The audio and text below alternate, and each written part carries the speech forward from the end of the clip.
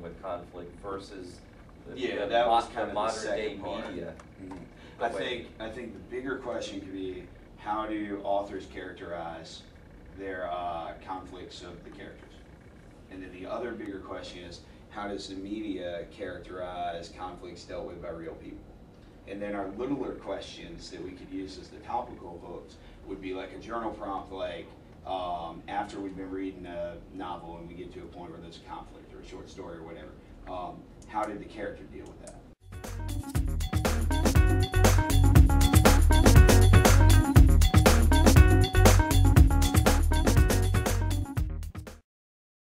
It doesn't matter what color you use. Right, exactly. So we need to do that kind of category, not to separate them racially. Weren't you doing something by organizations before? Oh, well, yeah, and I'm trying to. I think that would be better. Those are the categories we're trying to The difficulty, that but was they did my all work thoughts. within an organization. Right. So you have the organization. Almost all of them peripherally do that. Like, but he's got the 5 organizations, and then the other Right, people right. could be we could also have one issue bothered them. how about a group The of right people, the career writers. a group of the politically empowered, right? And this would that's going to end up putting people like JFK, LBJ, Otherwise known as government officials. yeah, government, something like that. And then how about student activists? Then that's going to get us that'll get us SNCC and some of the core groups. Wait, so you have central figures, radical.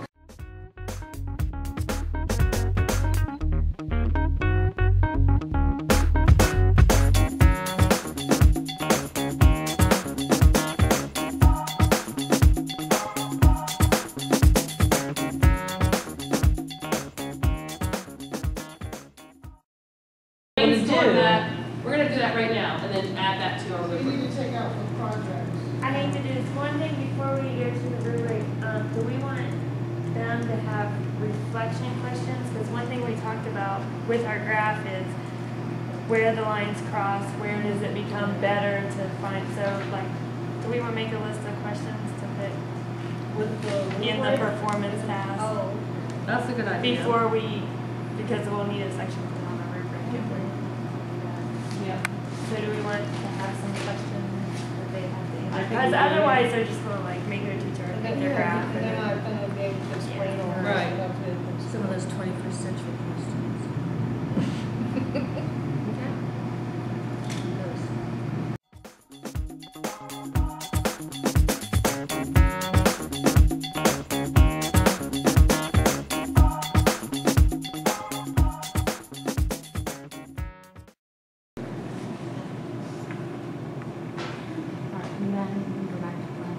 We gotta change Plan D to like 75.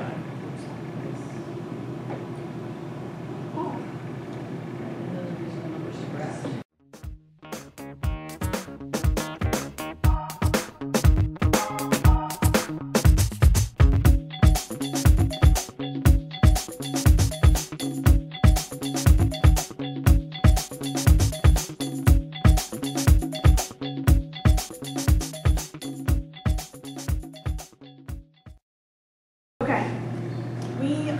On the baby tiger has been kidnapped from the Norfolk Zoo. Okay, and so we have a list of suspects. You want to tell them the suspects real quick? That way I can type them in.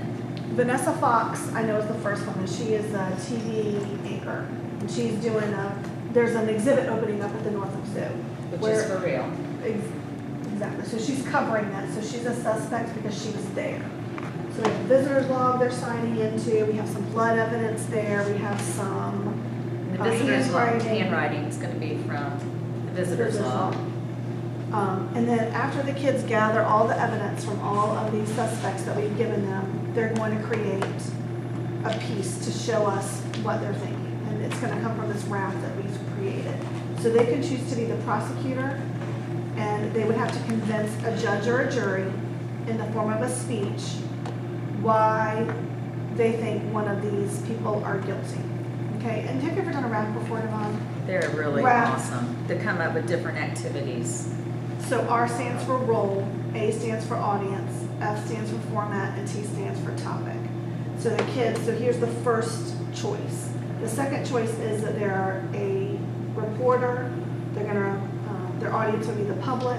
They would write a newspaper article, and I forgot what we The said. topic is still gonna be the same We throughout, kinda- why someone is possibly guilty or We not. kind of changed it up though. Okay. Do you want me to make it pull a that little up? better. Yeah, just so I can tell them what it is. I'm sorry. Who's the next suspect?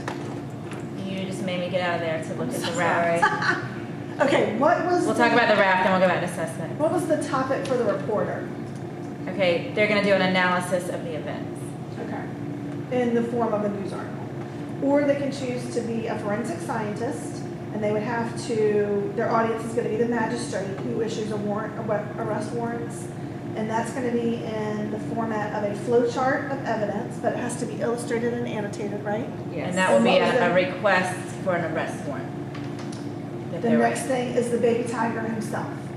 And his audience is going to be his mom at the zoo.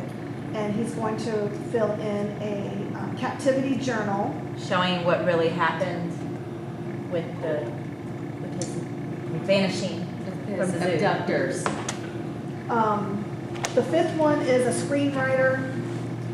The audience will be a producer, and it's going to be a short video clip, like a trailer for a movie. And what was that topic? Did we say one? It's trying to convince why this would make a great mystery movie. And But the they last can also one, be on So Animal it's a trailer. Planet too. yeah. Yeah. The last one is a zookeeper, and he's going to write a persuasive letter to his boss as to why it's not his fault. And whose fault it really is. Okay, so they can choose, and they can choose 3 ways. For certain children, like for core kids, if we do this with them, they'll just pick one and go straight across. Advanced kids might mix it up a little bit. They might want to be the missing tiger, but instead of writing to their mom, they might want to write to the public.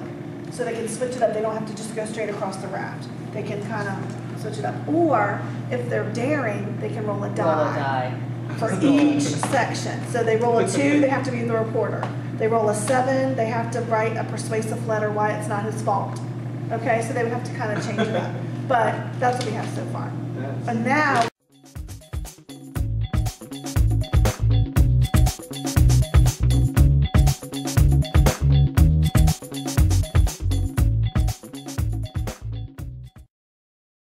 use what we've learned today to work on your research.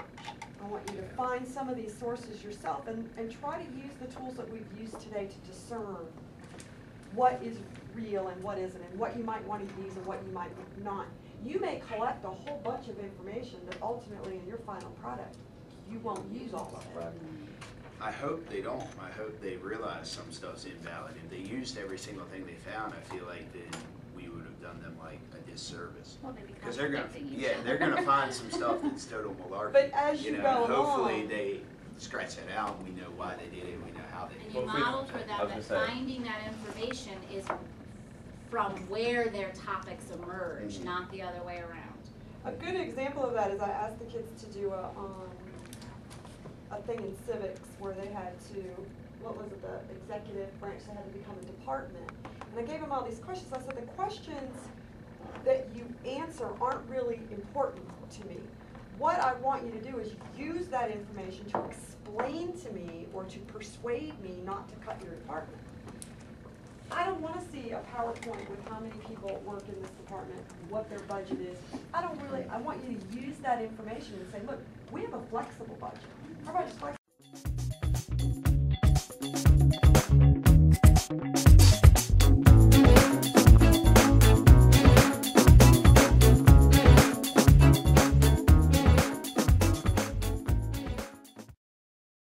Question of the day.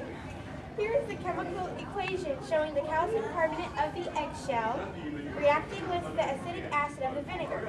It forms carbon acid and calcium acetate. It's CaCO3 plus CH3CO2H yields H2CO3 plus CaCH3OCOO2. Sounds complicated, right? Well, here's the elements that were involved. Calcium, carbon,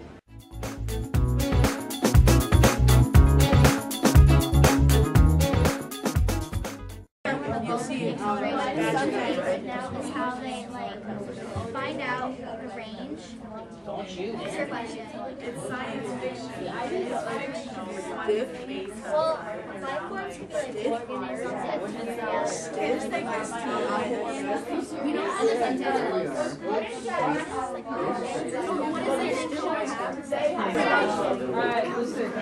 It's a long one. Forget Who did you guys Skype? What are they experts at? Yeah, we're typing Synergy Doyle 1. What are they experts at? The meteorology. So you need to find something out about that? Yeah. How do we get back to our call? Yeah, it's Kenny. Where's the Kenny?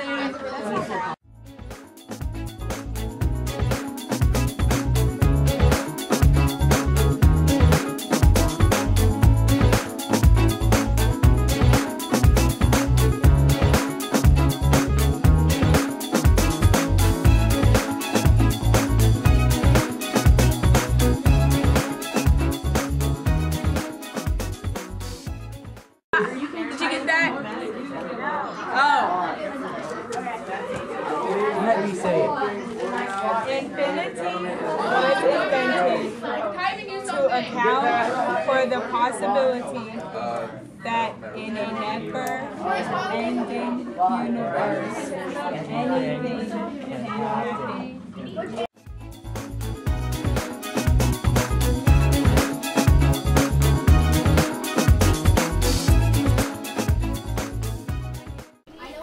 Okay, girls, you were just assigned a public service address announcement project for Miss Suddeth. What did you think of the project? I really liked it. It gave us a lot of freedom to explore without being told exactly what to do. And it allowed us to create our own ideas and put it in a new way.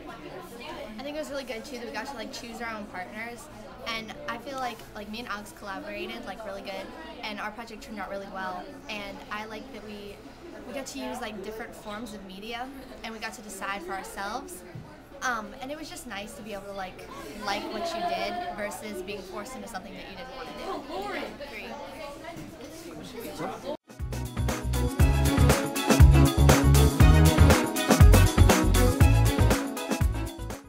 Sticky things, like I have some of those big Post-it things. Stick I think them. Lindsay's going to be able to color code this for us. I'm good. But Adam, you should be writing this down as you're going. This is all part of the process. Are you getting this? Yes. This is what I put up good with. for video. Go ahead, you got the stage, Adam. For video. You're on. This is what I put up with every day. And he loves it. He would have it no other way. Okay, hang on, let me zoom. All right, so Zoom the projector in, Adam. Okay, we also have another guy. I've never